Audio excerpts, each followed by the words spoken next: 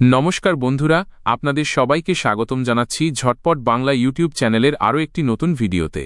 পশ্চিমবঙ্গে কবে শুরু হবে ভোটার তালিকার এসআইআর? অবশেষে সুপ্রিম কোর্ট কি আধার কার্ডকে এসআইআর-এর প্রামাণ্য নথি হিসাবে মান্যতা দিল?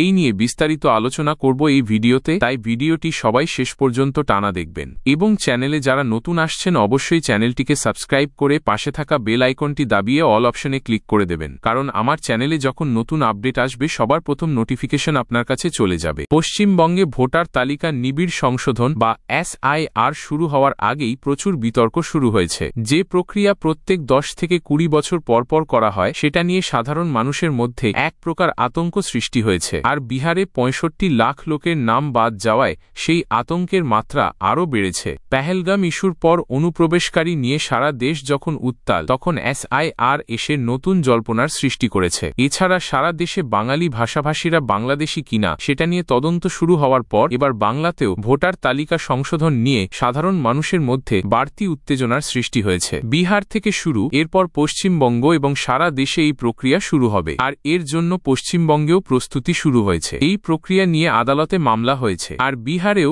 এই বিষয় নিয়ে মামলা হয়েছে। নিম্নোক্ত কয়েকটি বিষয়ে আলোচনা করা হবে ভিডিওতে, যেমন ভোটার তালিকা নিবিড় সংশোধনে কোন নথি গ্রহণযোগ্য হবে, আধার কার্ড প্রামাণ্য নথি হিসাবে চলবে কিনা, ভোটার প্যান আর আধার কার্ড থাকলে নাগরিক নয়, সারা দেশে নতুন নাগরিক কার্ড দেওয়ার ভাবনা। সাধারণ মানুষ মনে করেন যাদের ভোটার কার্ড, আধার কার্ড বা প্যান কার্ড আছে তারাই নাগরিক। তবে মহারাষ্ট্রের বোম্বে হাইকোর্টে গত সপ্তাহের একটি মামলায় Aadhaar card, PAN card, voter card থাকা সত্ত্বেও নাগরিক বলে মান্যতা দেওয়া হয়নি। উক্ত মামলায় বিচারপতি বোরকার ওই ব্যক্তির জামিন খারিজ করে দিয়ে জানান, আধার, প্যান বা ভোটার কার্ড থাকলেই তিনি ভারতের নাগরিক হিসাবে দাবি করতে পারেন না। 1955 সালের ভারতীয় নাগরিকত্ব আইনে স্পষ্ট বলা আছে কে নাগরিক হতে পারেন, কিভাবে নাগরিকত্ব অর্জন করা যেতে পারে। 1955 সালের নাগরিকত্ব আইন অনুসারে ভারতীয় নাগরিকত্ব পাওয়ার উপায়: জন্মসূত্রে কোনো ব্যক্তি যদি ভারতে জন্মগ্রহণ করেন এবং জন্মের সময় তার বাবা ও মা দুজনেই ভারতীয় নাগরিক হন। বংশসূত্রে যদি কোনো ব্যক্তি ভারতের বাইরে জন্মগ্রহণ করেন কিন্তু তার পিতা মাতা উভয়ই বা তাদের মধ্যে একজন ভারতীয় নাগরিক হন। নিবন্ধনের মাধ্যমে, বিবাহসূত্রে এবং ভারতীয় বংশোদ্ভূত ব্যক্তি নিবন্ধনের মাধ্যমে নাগরিকত্ব পেতে পারেন। স্বাভাবিকীকরণের মাধ্যমে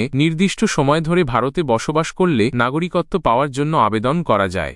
নতুন সংশোধনী উদ্বাস্তু শরণার্থী হিসাবে ভারতীয় নাগরিকত্ব পাওয়া যায়, তবে তার জন্য স্বরাষ্ট্র মন্ত্রকে আবেদন করতে হবে। শুধু আধার কার্ড থাকলে এসআইআর এ নাম থাকবে, এই বিষয়ে কি বলা হলো? বিহারে যে 16টি নথি দেখাতে বলা হয়েছে তার বেশিরভাগই 2002 সালের আগে হতে হবে, অর্থাৎ 2002 এর আগের ভোটার কার্ড বা 1987 সালের আগের দলিল বা অন্য নথি লাগবে, অথবা পাসপোর্ট লাগবে। এই কারণেই নাকি বিহারে অনেকের নাম বাদ গেছে। তবে বিহার নির্বাচন কমিশন এখনো পর্যন্ত সেই 65 লাখ নামের তালিকা প্রকাশ করেনি এবং নাম কাটা যাওয়ার কারণও জানায়নি। এবং সুপ্রিম কোর্ট শীঘ্রই তালিকা প্রকাশ ও নাম কাটা যাওয়ার কারণ উল্লেখ করে ওয়েবসাইটে প্রকাশ করার নির্দেশ দিয়েছে। তবে আদালত এই নির্দেশও দিয়েছে যাদের নাম কাটা গেছে তারা আধার কার্ড দিয়ে আবেদন করতে পারবেন। তবে কি আধার কার্ড থাকলেই তিনি নাগরিক? ভোটার তালিকা নিবিড় সংশোধন বা এসআইআর প্রক্রিয়ায় নাম কাটা গেলে আধার কার্ড দিয়ে আবেদন করা যাবে। আর এতেই প্রশ্ন উঠছে, তবে কি আধার কার্ড থাকলে নাগরিকত্বের প্রামাণ্য নথি হিসাবে কাজ করবে? এই প্রশ্নের উত্তরে আদালত জানিয়েছে,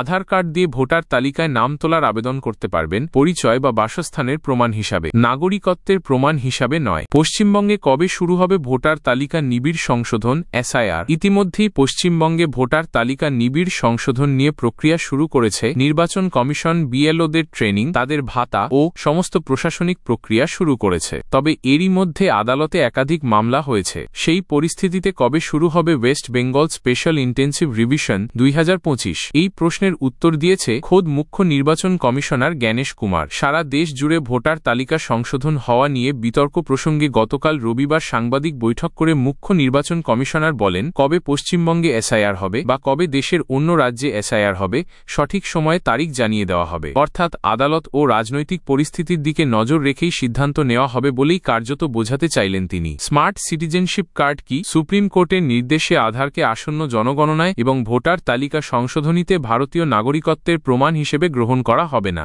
ভোটার কার্ড, রেশন কার্ড বা প্যান কার্ডও এই ক্ষেত্রে যথেষ্ট নয়। অনেক নাগরিকের কাছে জন্ম বা জাতীয়তার প্রমাণপত্র না থাকায় পরিচয় যাচাইয়ে সমস্যা হচ্ছে। কেন্দ্রীয় সরকার এই সমস্যার সমাধানে স্মার্ট সিটিজেনশিপ কার্ড নামে একটি অত্যাধুনিক পরিচয়পত্র চালু করতে চলেছে। এই কার্ডটি ভারতীয় নাগরিকত্বের একমাত্র এবং চূড়ান্ত প্রমাণ হিসেবে কাজ করবে।